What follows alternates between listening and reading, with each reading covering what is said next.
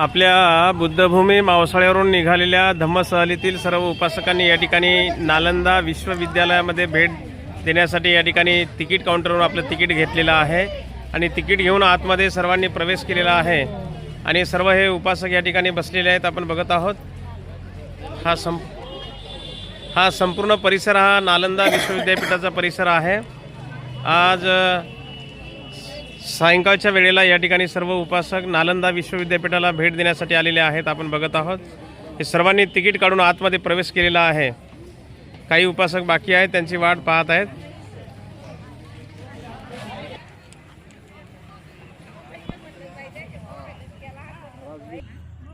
आजच्या या मंगलमय प्रसंगी सायंकाळच्या वेळेला आपण या नालंदा विश्वविद्यापीठामध्ये आपण या ठिकाणी आलेलो आहोत. या संपूर्ण परिसराची जवळपास 1 तास 1.5 तास आपण लागणार आहे माहिती घेण्यासाठी. तर हे आपले नेहमीचे गाईड आहेत. हे आपल्याला या पूर्ण परिसराची सविस्तर माहिती तुम्हाला देणार आहेत. आपण तुम्हाला महत्त्वाची सूचना आहे. ओके, जय भीम। प्रथम मैं गाइड की हैसियत से आपका स्वागत करता हूं इस पावन भूमि धरती पे, क्योंकि आप ये जानकर आए जहां आप बैठे हैं आज से 2500 साल पहले यहाँ बुद्धा भगवान बैठे। बुद्धा भगवान की ये पवित्र धरती और आपका बहुत बहुत स्वागत है। साधु साधु साधु साधु, बहुत बहुत स्वागत है। ऐसे गुरुजी जैसे ग्रुप लीडर का, ग्रुप लीडर तो बहुत आते सिस्टर भैया, लेकिन ऐसे ज्ञानी बहुत कम मिलेंगे जो देखिए समय रहते और ऐसे समय में कि हमारे पर्यटक अच्छी तरह से घूम सकें। अभी 1 घंटा पहले ना बहुत गर्म था अंदर में, अभी आपको घूमने लायक समय हो गया कि आप बहुत अच्छी तरह से इसको घूम सकेंगे।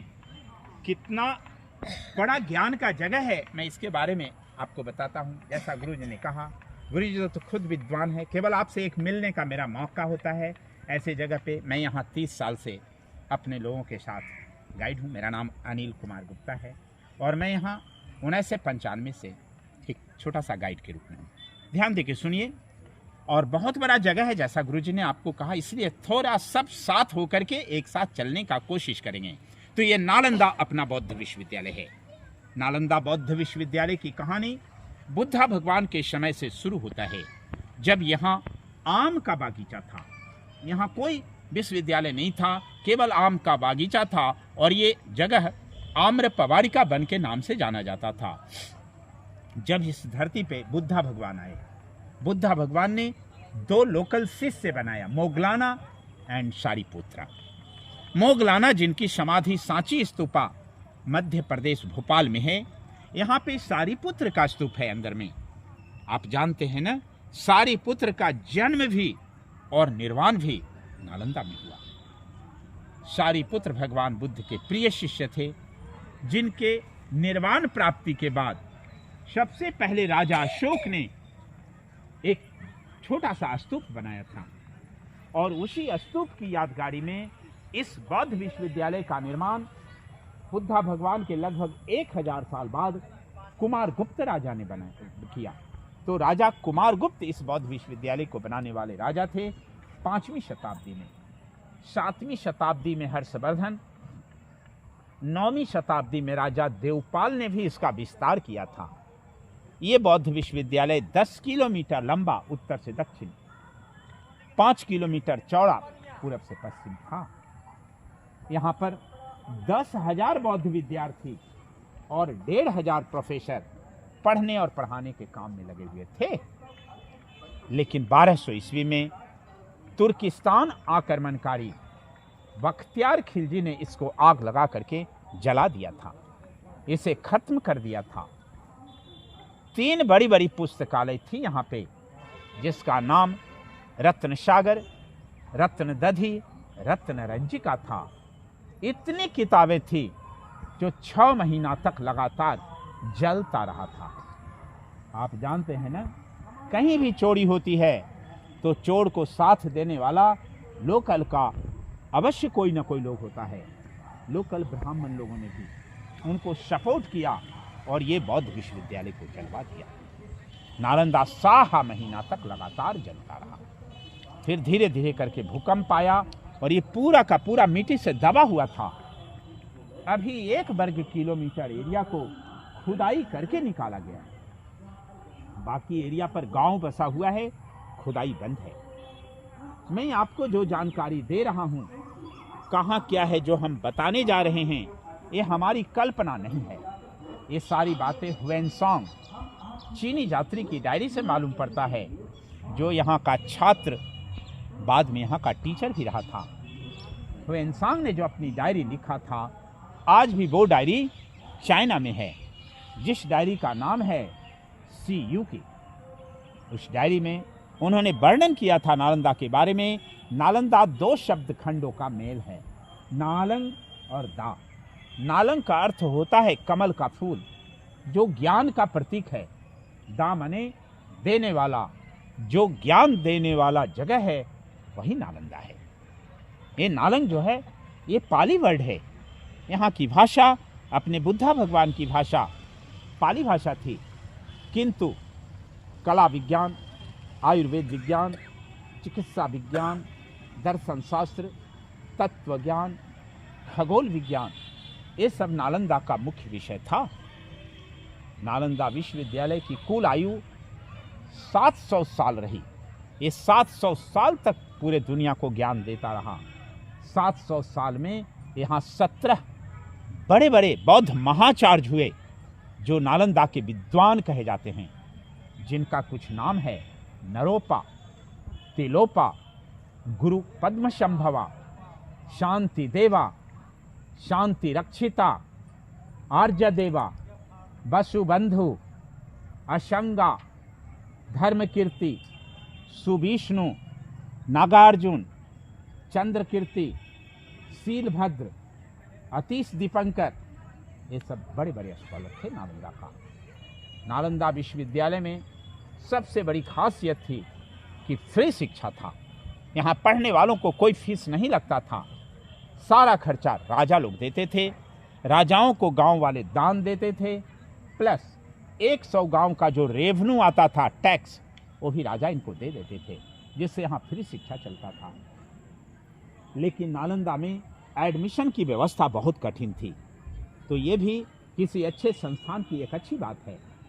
इस बड़े बौद्ध विश्वविद्यालय में 4 बड़ा बड़ा गेट हुआ करता था, जिस गेट पर द्वारपाल टेस्ट परीक्षा लेते थे। यदि छात्र उनका सही जवाब देते थे तो एडमिशन होता था, मीन्स एडमिशन टेस्ट। जरा विचार कीजिए, जरा सोचिए, जहाँ का द्वारपाल इतना टैलेंट हो, जहाँ का गेट कीपर चपरासी परीक्षा लेता हो, उनके प्रोफेसर प्रिंसिपल कितने विद्वान रहे हैं। लेकिन अभी तक नालंदा विश्वविद्यालय का ओरिजिनल गेट नहीं मिल पाया है, चूँकि मात्र 1 ही वर्ग किलोमीटर की खुदाई हुई है। अतः एक छोटा सा रास्ता दीवार काट करके बनाया हुआ है, जिससे हम लोग प्रवेश करने जा रहे हैं और उसी से घूम के वापिस बाहर आएंगे। साधु साधु साधु साधु साधु। चल।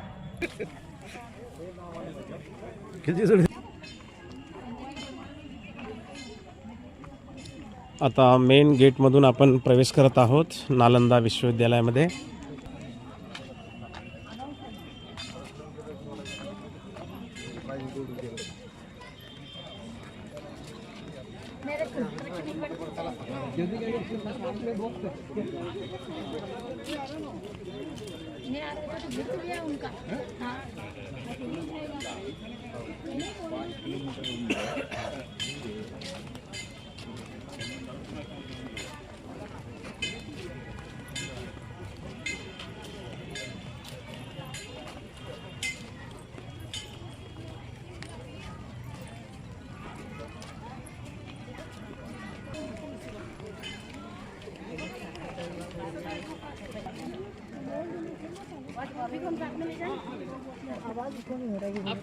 हाँ बिल्कुल बिल्कुल निश्चिंत रहो। आपकी जिम्मेवारी माने पा कई बार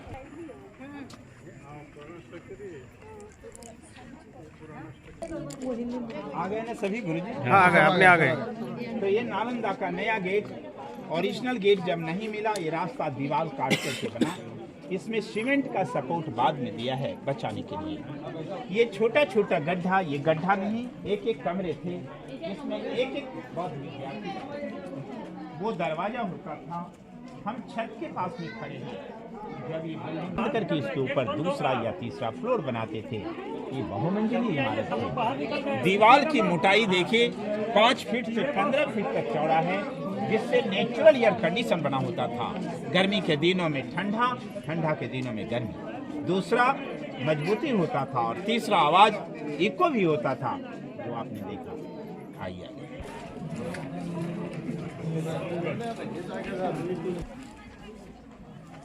सारीपुत्ता स्तूप आपण बघत आहोत।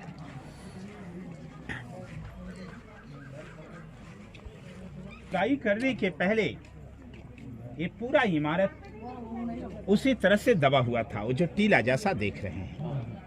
2 लाइन में खुदाई हुआ। एक लाइन ये बौद्ध विहार है, जहां हम देखेंगे इनके रहने, पढ़ने, खाने पीने की जगह। जैसा एक बौद्ध विहार घूमेंगे, सेम टू सेम 11 बौद्ध विहार मिला है। और सबके सामने वो छोटा कमरा नुमा जो चैत्य कहलाता था, बौद्ध मंदिर, और वो बड़ा टीला वाला स्तूपा कहलाता था। स्तूपा के ऊपर बुद्ध की मूर्ति थी, चैत्य जिसके अंदर जाकर के लोग मूर्ति पूजा करते थे। तो आइए पहले हम लोग एक बौद्ध, जहाँ बैठ के लोग साधना करते थे, बिहार के अंदर जा रहे हैं, जहाँ प्रवेश द्वार पर दोनों तरफ में बुद्धा भगवान की मूर्ति होती थी। लोग अंदर जाते थे या बाहर आते थे नमस्कार करके। इनका मंत्र होता था नमो तस्य भगवतो अरहतो सम्मा सम्बुद्धस्य बुद्धं शरणं गच्छामि धम्मं शरणं गच्छामि संघं शरणं गच्छामि। इसके बाद ही लोग जाते थे।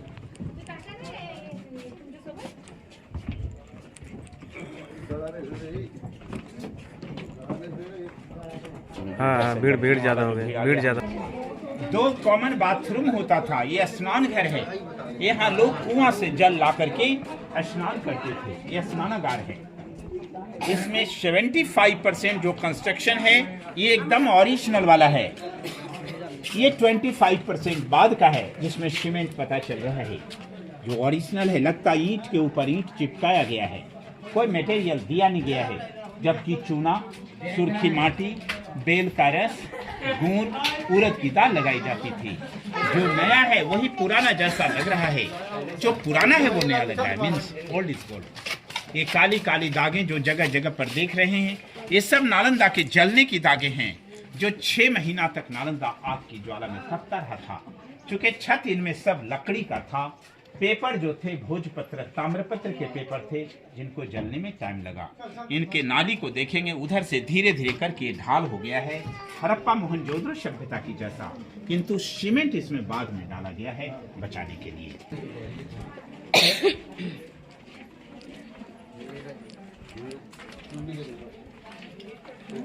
सुनते हैं ना, बाब नहीं सुन। बिहार ऐसा था। अभी 11 बौद्ध विहार की खुदाई हुई है, मात्र 11। हर एक बौद्ध विहार में 108 कमरे थे और 108 बौद्ध विहार था। तब तो सर 10,000 छात्र, 1,500 टीचर थे। जहाँ पे सीमेंट डाला वहाँ जगह जगह पे डेट लिखा, ASI archaeological survey of India 1960-61। तो ये एक कमरा एक लोगों को प्रोवाइडेड था। सब में बड़ा बड़ा लकड़ी का दरवाजा जिसका चौखट लगता था। हर दरवाजे पे एक लाइट शेल्फ, दीपक रखने की जगह थी। सब में छत लकड़ी का था, वो जल गया।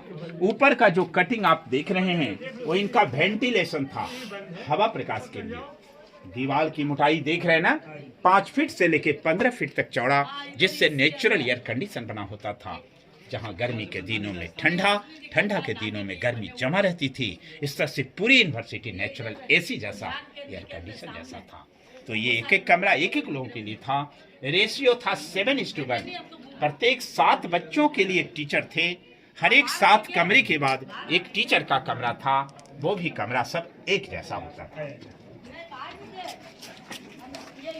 ये इनकी सेफ्टी के लिए ये लगा रखते हैं। ये लकड़ी के रखते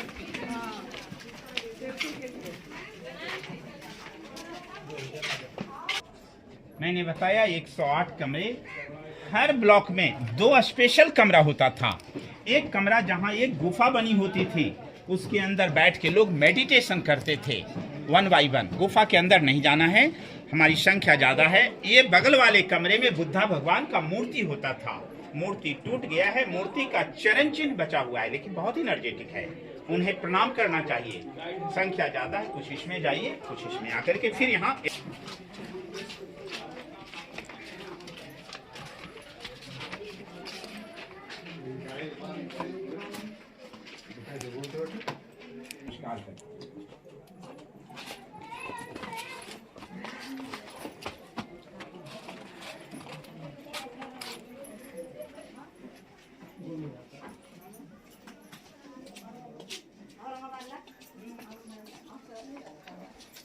पहले चपला काढून मग नमस्कार करा.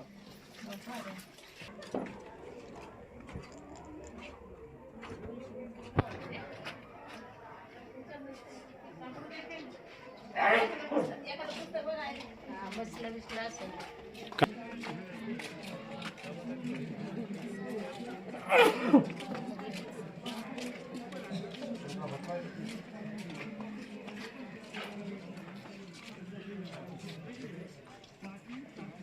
चला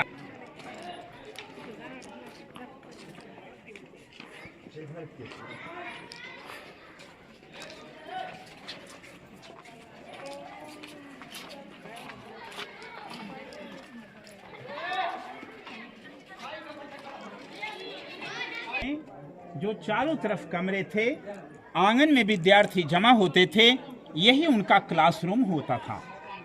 यहाँ बैठ के बच्चे पढ़ाई करते थे। ये लेक्चरल स्टैंड है, यहाँ से टीचर इनको पढ़ाते थे। ये पत्थर की जगह पिलर था जिससे इनकी छतें टिकती थी। माने रहना पढ़ना सब बौद्ध विहार के अंदर हुआ करता था। ये बगल में चूल्हा है, अभी भी बड़ा बड़ा फंक्शन होता है, ऐसा ही लंबा लंबा चूल्हा देहातों में बनता है। नीचे से काठ की लकड़ी जब उसके अंदर लगाई जाती थी, उसका उपयोग विभिन्न कार्यों में होता था। जब क्लास चलता था, लोग वहाँ प्रैक्टिकल का काम करते थे, माने अष्ट धातु की बुद्धा भगवान की मूर्तियों का निर्माण करते थे। तांबा पीतल ये सब मूर्तियाँ। सुबह शाम लोग खाना भी बनाते थे। जाड़े के मौसम में हाथ भी सेकते थे और बाकी समय में लोग आयुर्वेदिक दवाइयाँ बनाते थे। इस तरह से आपने देखा, रहना पढ़ना खाना पीना सब बौद्ध विहार के अंदर होता था। जब वहाँ खाना बनता था, ये प्लेस जहाँ बैठ के लोग खाना खाते थे। टेक्नोलॉजी आज से 1600 साल पहले भी अपने यहाँ था। ये दोनों गोदाम घर है जहाँ वो चावल रखते थे, जिसकी छत देखिए कमानीदार जैसा बना हुआ है ना। अभी भी छत जस का तस टिका हुआ है। तो ये दोनों गोदाम था। वहाँ कुआं था जल की सुविधा के लिए, पानी सूख गया है। गोदाम के सामने यानी अभी भी जहाँ कुछ हम लोग सामान रखते हैं, अपने बुद्धा भगवान की मूर्ति लगाते हैं। यहाँ बुद्धा भगवान का विशाल मूर्ति था। इस मूर्ति को लाइटिंग करने के लिए, चमकीला करने के लिए इधर और इधर ये 2 पत्थर लगाया गया था, जो देखने के लिए पत्थर साधारण लग रहा है, मगर साधारण है नहीं। अभी भी देखिए इसमें कितनी चमक है, देख रहे हैं ना। ये पत्थर अभी भी कितना चमक रहा है, देखिए। तो ये साधारण पत्थर नहीं, ये रियल में माई का स्टोन है, अब्रक का पत्थर है। उस जमाने में यहाँ कॉपर प्लेट लगाया जाता था, ताम्रपत्र। जब सूर्य या चंद्र किरणें इस पे पड़ती थी तो लाइट सीधा बुद्धा भगवान की मूर्ति पर जाता था, जिससे मूर्ति में रोशनी आती थी। मीन्स जस्ट लाइक मिरर, दर्पण की जैसा। लीजिए, जाइए कुआं और गोदाम का छत, जिनका इच्छा है देख करके आइए। कुआं में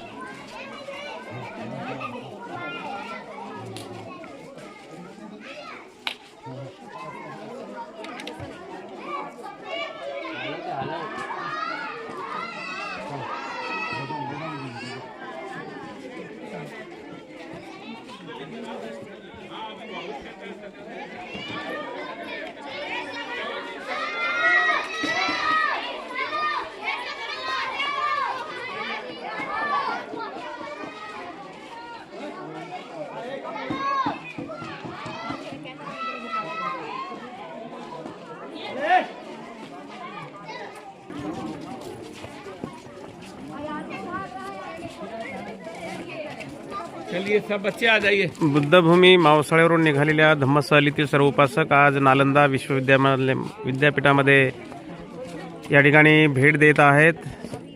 समोर धान्याचे गोडाऊन आहे, ते गोडाऊन बघत आहेत. बाजूला पाण्याची विहीर आहे, ते पण सुद्धा उपासक बघत आहेत.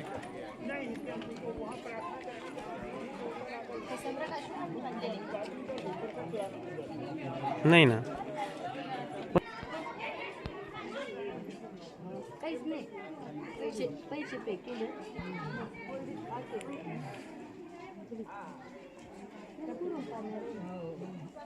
मस्त पाणी असलं तर ती भरले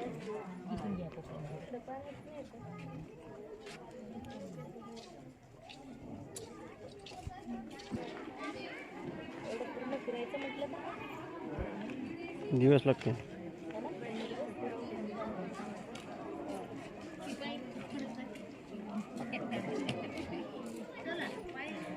ने दिखाया है ये 3 बार में 3 राजा के द्वारा विश्वविद्यालय बना.